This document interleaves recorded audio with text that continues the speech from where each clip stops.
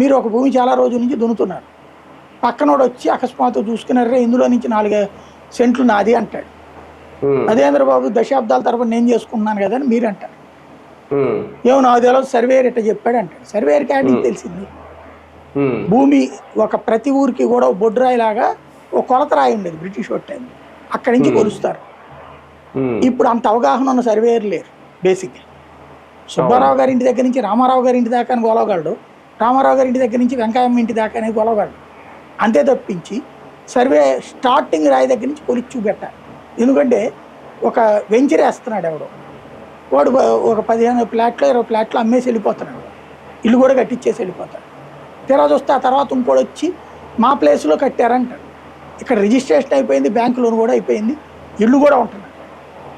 కట్టేటప్పుడు వాడు అవతలోడు ఏం చేస్తాడో తెలియదు. ఇప్పుడు వచ్చి అడుగుతాడు. అదేమంటే సర్వేర్ మనకి ఇక్కడ ఈ బిల్డర్ ఏమంటాడు, ఆ సర్వేర్ ఎక్కడో తేడా చేసుకున్నాడండి, వాళ్ళ సర్వేర్ చూసుకోమని అంటాడు. మధ్యలో ఎవడు నలుగుతున్నాడు? ఇదే లీగల్ లిటిగేషన్. ఎవడు కావాలని వివాదాల్లో ఉన్న భూమిని కొనుక్కుంటాడా? రాజకీయ నాయకుడు తప్ప ఉండదు. జనాలకి సంబంధం లేదు, కానీ సంబంధం లేని దాంట్లో ఇరుక్కుంటుంటారు. దాన్ని పరిష్కరించడం కోసం అప్పుడు ప్రక్రియ పెడితే రీసర్వే మీద దాన్ని రచ్చరచ్చ చేశారు. తర్వాత ఇప్పుడు రీసర్వే చేస్తున్నారు లేదు. అలాగే అదేది మన మీటర్లను పగలగొట్టేయండి అన్నారు. ఇప్పుడు మీటర్లు పెడుతున్నారు లేదా జనాలు?